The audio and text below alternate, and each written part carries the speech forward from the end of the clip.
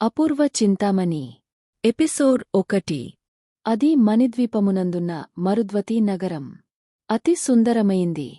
దానిని పాలించే రాజు పేరు ధీమంతభూపాలుడు. ధర్మపాలనకాయన పెట్టిన పేరు. మిన్ను విరిగి మీదపడినా చలించే మనిషి కాదు. ప్రజల కష్టాలు తన కష్టాలుగా భావించి వారికి సుఖశాంతులు కలిగిందాకా కన్నుమూయడు వెన్నువాల్చెడు. ధీమంతభూపాలుని దేవేరి పేరు సుగుణాదేవి. ఆ పేరామెకు సార్థకమైంది.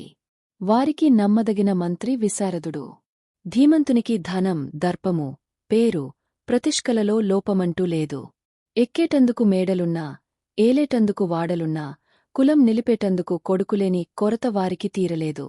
ఆ రాజదంపతులు దానధర్మాలు చేయగా, దివ్యక్షేత్రాలు తిరగగా, నోములు వ్రతాలు నోయగా, వేల్పులకు విప్రులకు మ్రొక్కగా చాలా కాలానికి కలిగిందొక్క చక్కదనాల బాల.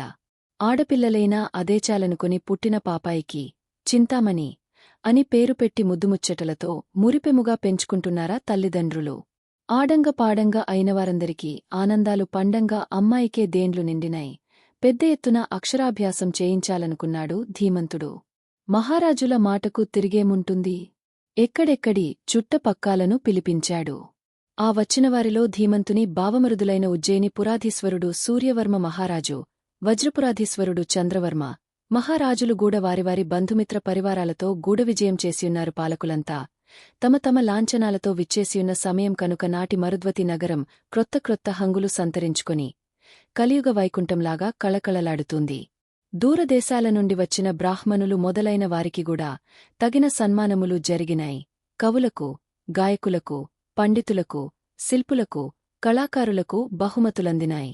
వచ్చిన వారంతా ధీమంతభూపాలుని త్యాగశీలాన్ని పొగిడారు.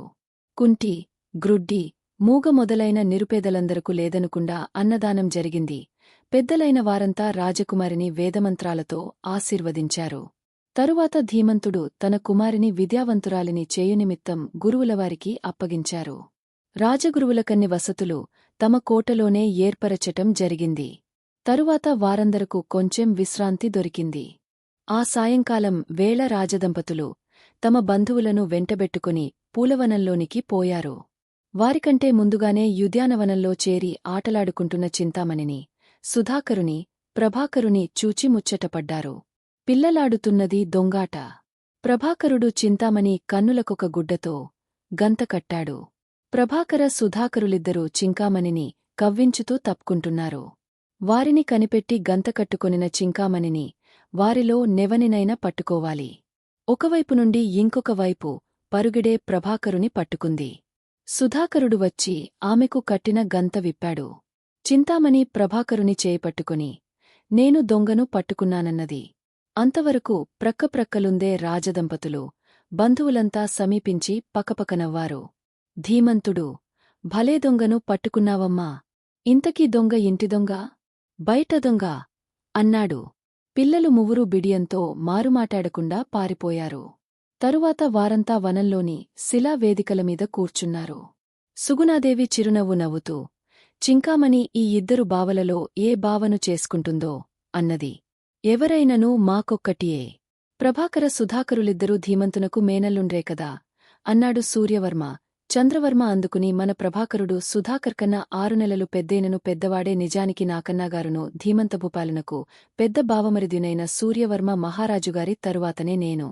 కావున ప్రభాకరుడే మరుద్వతి నగరాని అల్లుడు కాదగినవాడన్నాడు. సూర్యవర్మ ఎంతటా అది నిజమే తమ్ముడు. ఒకప్పుడు నీ కుమారుడే బావగారి అల్లుడైతే నేను కాదందునా? నాకు ప్రభాకర సుధాకరులలో ఎవరైనా నొక్కటేగదా.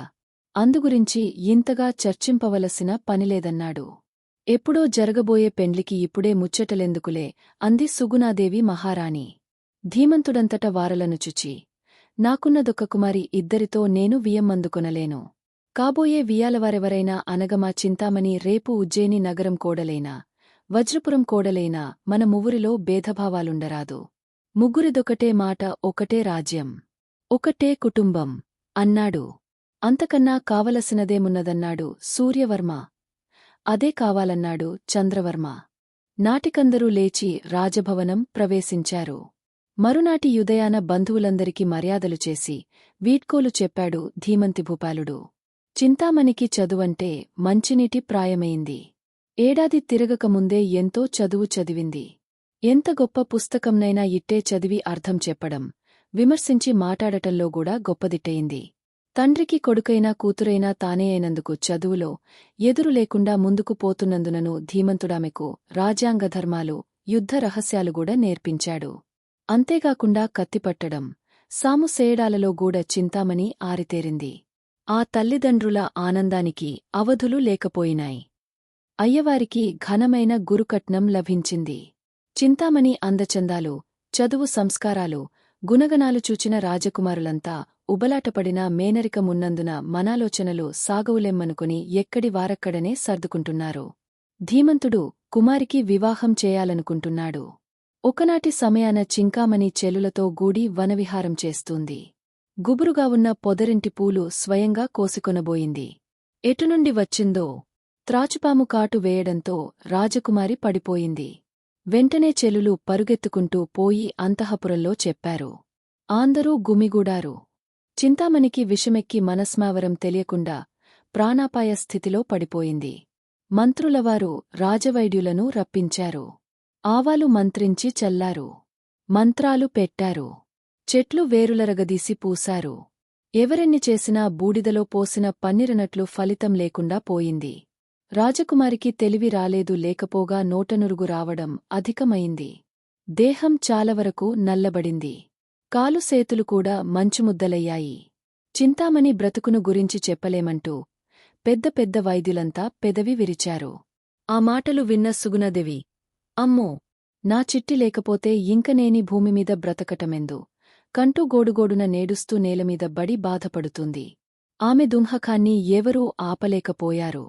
ధీమంతభూపాలుర వారికి కాలుచేతు లాడలేదు. మహారాజావారు మగవారైనందు వలన రాణిగారి మాదిరే రోదనం చేయడం లేదనే కాని లోలోపల కులిపోతున్నాడు. ఎవరైనా సరే ఈ సమయంలో వచ్చి నా కుమార్తె ప్రాణాలు రక్షించిన వారికి నా రాజ్యంలో సగమిస్తామని ప్రకటించాడు. కాని ఎవరూ ముందుకు వచ్చిన వారులేరు. అంతలోనే రాజసేవకుడు ఒక బైరాగిని వెంటబెట్టుకుని ప్రభువులకు పరిచయం చేశాడు.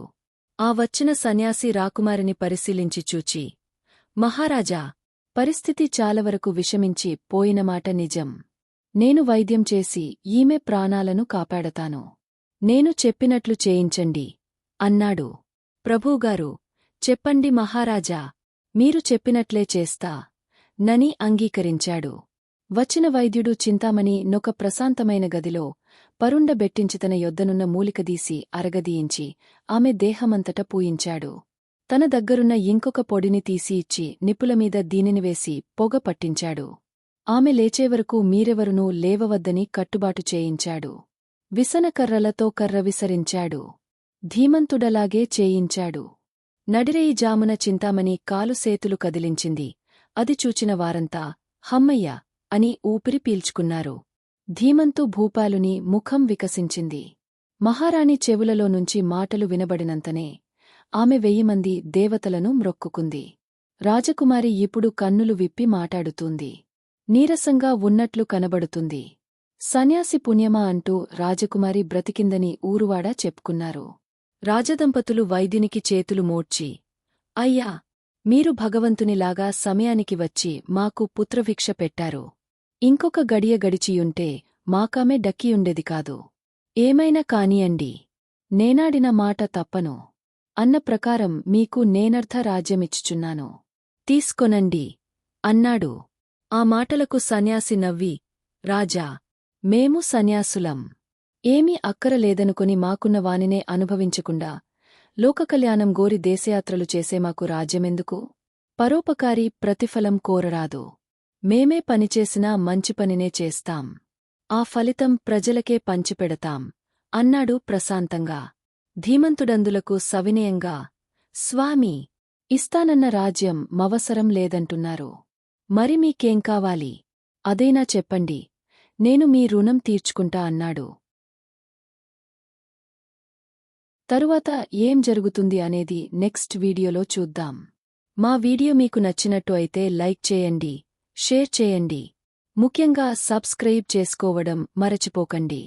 మీ సలహాలు సూచనలు ఏమైనా ఉంటే కామెంట్ చేయండి. సోషల్ మీడియాలో ఫాలో అవ్వండి.